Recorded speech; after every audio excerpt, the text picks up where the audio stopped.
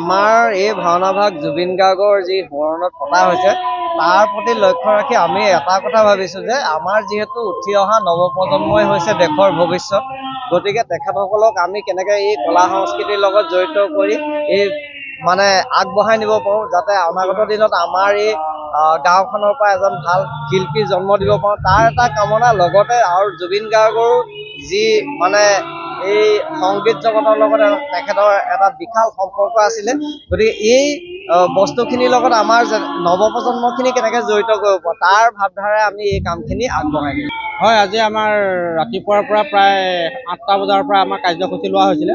ৰাতিপুৱা আসন প্ৰতিষ্ঠা, তাৰপিছত আপোনাৰ জুবিন গাৰ্গৰ শ্ৰদ্ধাঞ্জলি অনুষ্ঠান হ'ল, তাৰপাছত আমাৰ ফুল প্ৰসং, তাৰপৰা আপোনাৰ নাম প্ৰসং হ'ল, তাৰপৰা সকলো সমূহ গোহাৰীচন্দ্ৰবাসী ৰাইজ ওলাই আহিলে, আহি আমাৰ অনুষ্ঠান ভাগ সুকলমে হ'ল।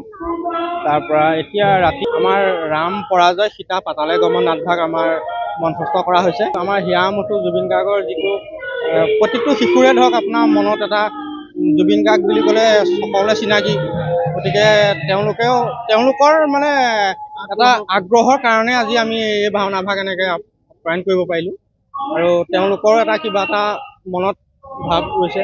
গতিকে এতিয়া নাটভাগ চলি আছে, বৰ্তমান সুকলমে চলি আছে। হয় হয়, আমাৰ হাজাৰ হিচাপে মানুহ গোট খাইছে।